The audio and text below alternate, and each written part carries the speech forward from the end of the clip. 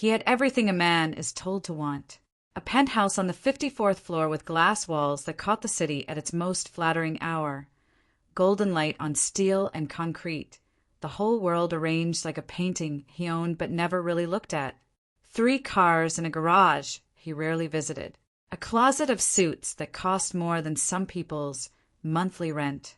A name that opened doors before he knocked. His name was Marcus Cole, and he was 44 years old and profoundly, quietly, devastatingly alone. Not the kind of alone that people notice. He was invited to every party. His phone buzzed constantly. There were women who laughed at everything he said. Business partners who called him visionary. Acquaintances who posted photos with him as proof of something.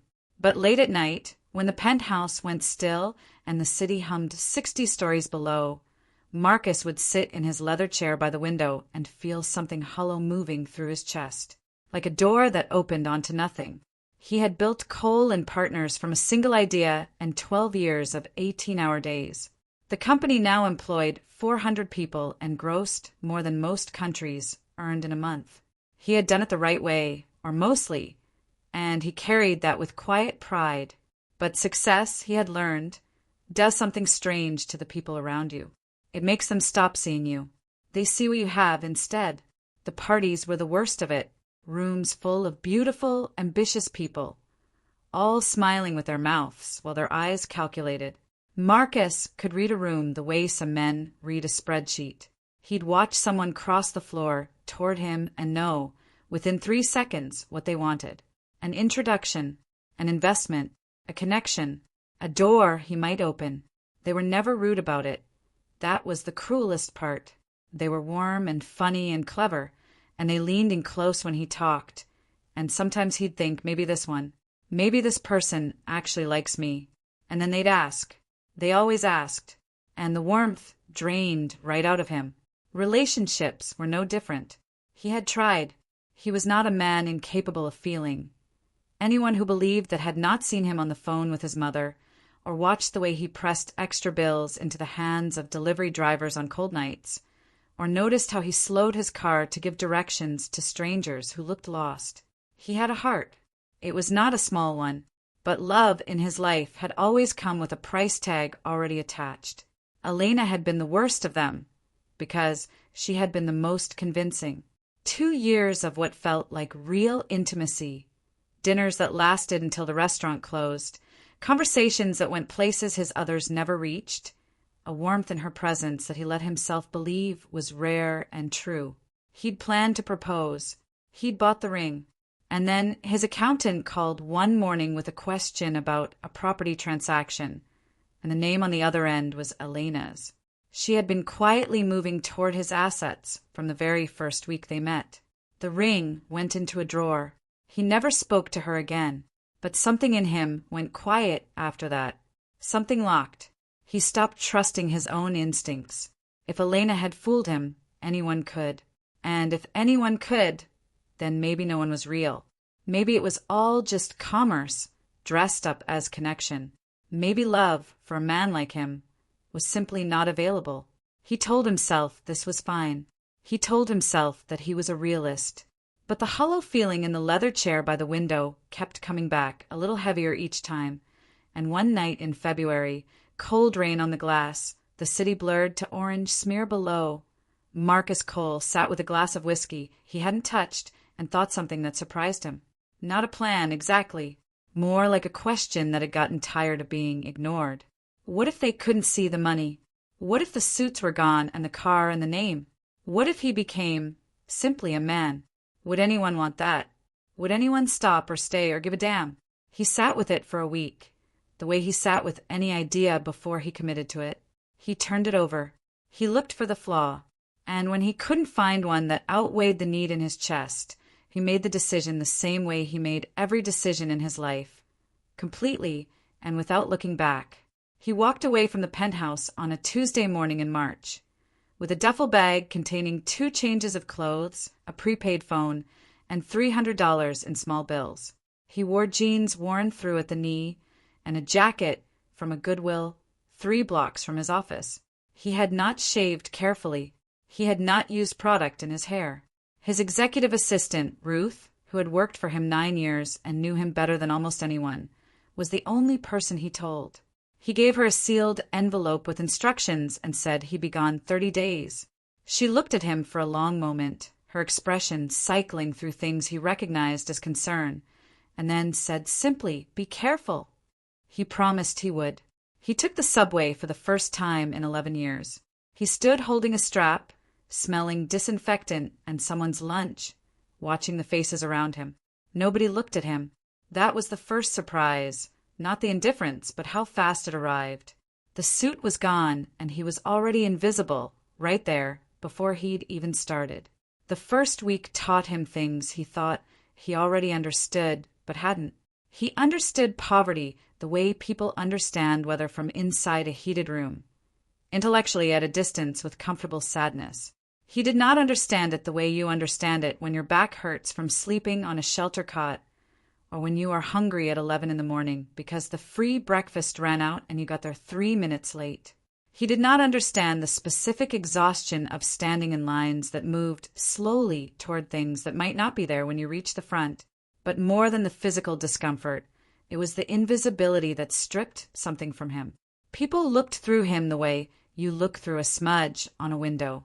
Store employees watched him the moment he walked in, tracking him with attention that had nothing to do with helpfulness.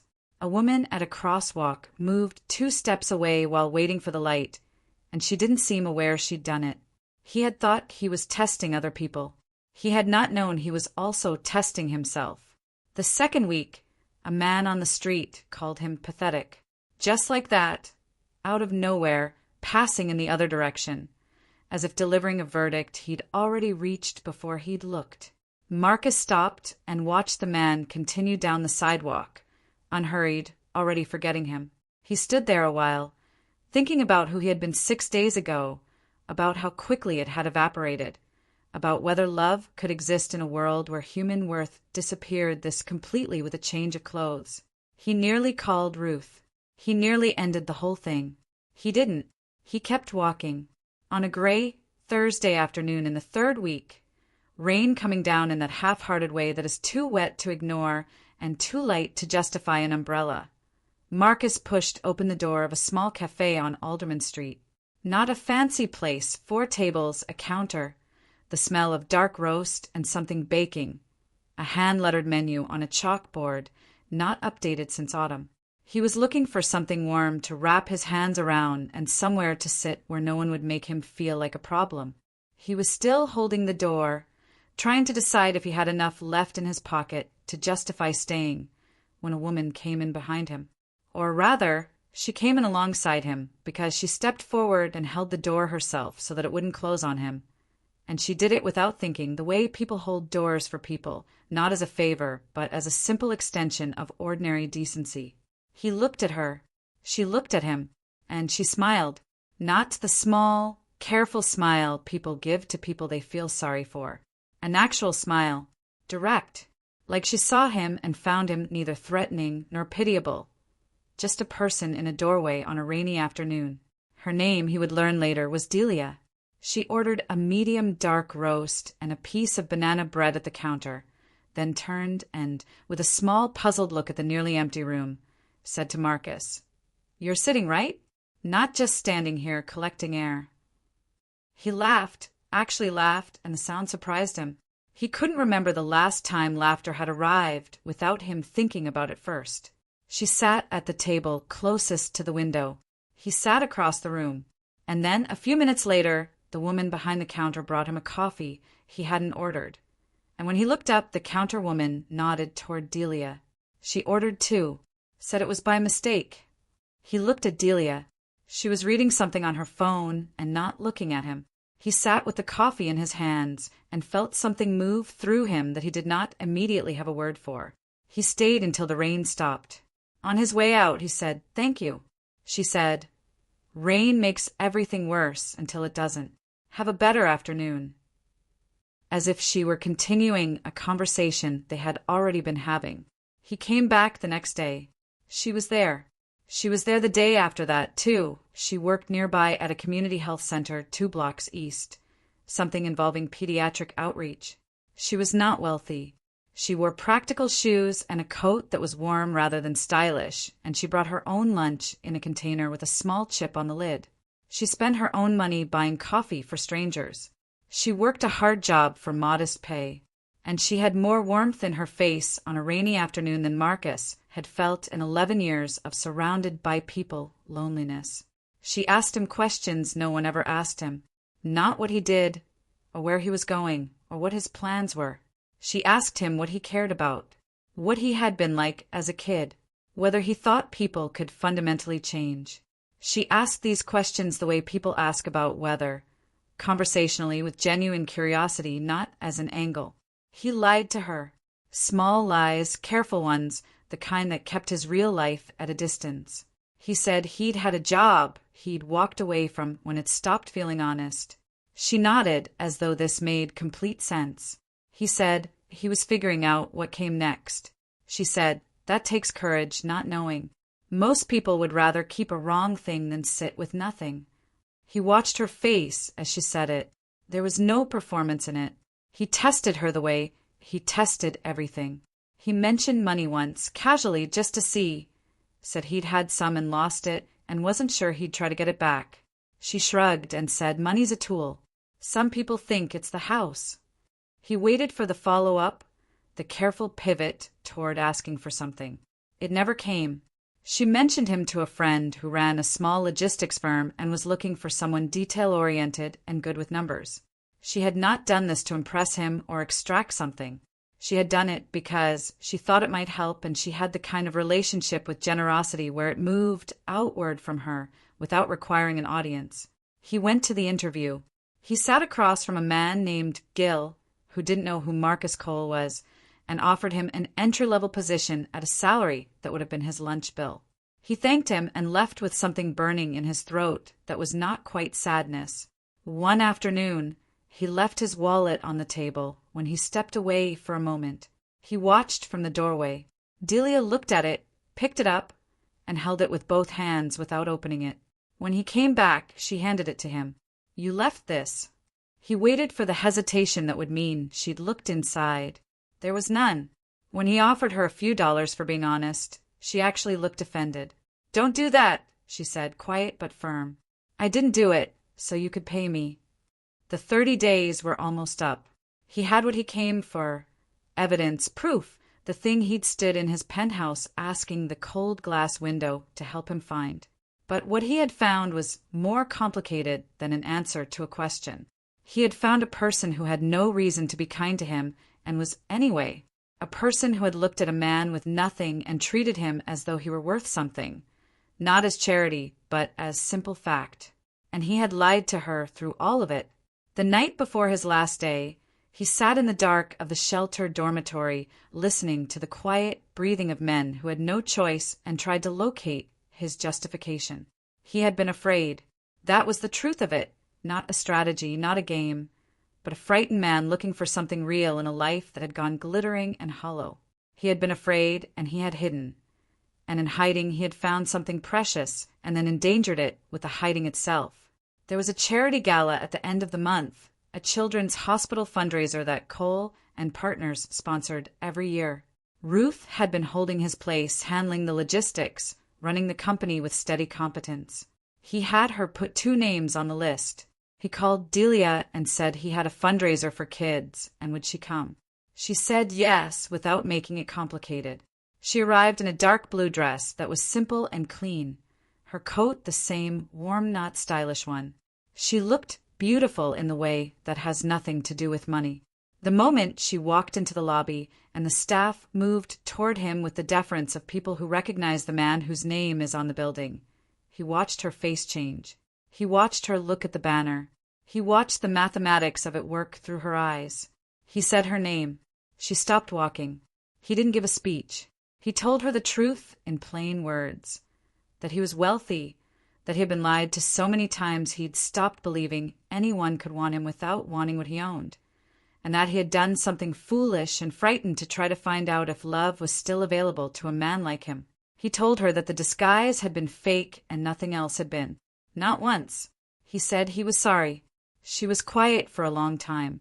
The room went on around them, laughter and clinking glasses and the murmur of 1,000 unimportant conversations. She stood in the middle of it and looked at him, and he did not fill the silence, because he understood that she was owed it.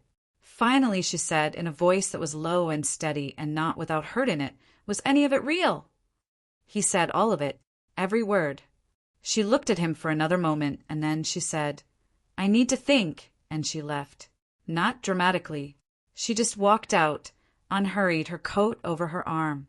And he let her go, because he understood, in his chest, that the only real thing left he could offer her was the choice itself. If he used what he had to keep her there, he would have learned nothing. He would have proven her right to leave. The next 4 days were the longest since the months after his father died. He didn't call. He didn't send anything. He sat in the penthouse with the city below and waited, which was not something Marcus Cole had ever been good at. He went to the cafe on Alderman Street each morning and sat with a coffee and did not read his phone. Just sat. On the 5th day, she walked in. She sat down across from him. She had her lunch container with the chipped lid. She put it on the table and folded her hands and looked at him, and there was something in her face that was both guarded and decided, like a person who has examined a thing from every angle and reached a conclusion that cost them something. She said, "No more tests." She said, if this was going to be anything, it was going to be between two people who told each other the truth, including the hard truths, including the scared ones. She said she understood that being wealthy had done something damaging to his ability to trust, but she was not going to spend her life being auditioned. She said these things without cruelty, as statements of fact, the way she said everything. And then she said, but she believed him that the feelings were real because she had paid attention to how he moved through the world, and it had not been the behavior of a man performing kindness. It had been the behavior of a man who actually had it in him. He said yes, to all of it, especially the hard parts. Later that year, at the same children's hospital gala, Marcus stood at a podium not to speak about his company or his success, but to speak about what it meant to be seen by someone who had no reason to see you. He did not name Delia without her permission, and she had given it, standing in the back of the room in a blue dress that was different but similar, watching him with an expression that was quiet and warm and entirely her own. What he said that night was simple. He said that he had spent the most formative month of his adult life as a man with nothing, and what he had learned was not what he expected. He expected to learn about the cruelty of indifference, and he had. He expected to learn about the loneliness of poverty, and he had.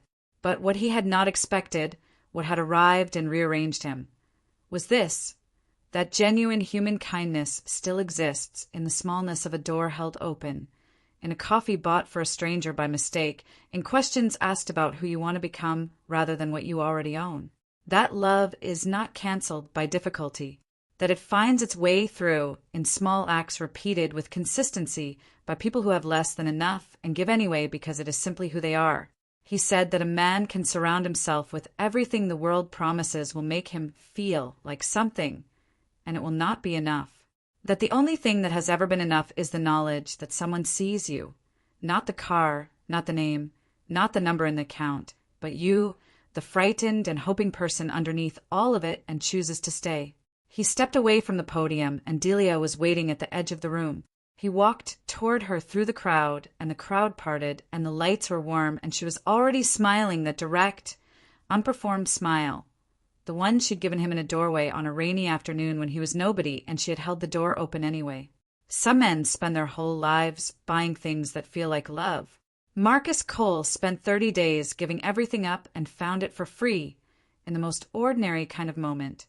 A stranger's small grace, offered without calculation, without price, in a world that insists everything has a cost. The real wealth was never in the tower. It was in the woman who held the door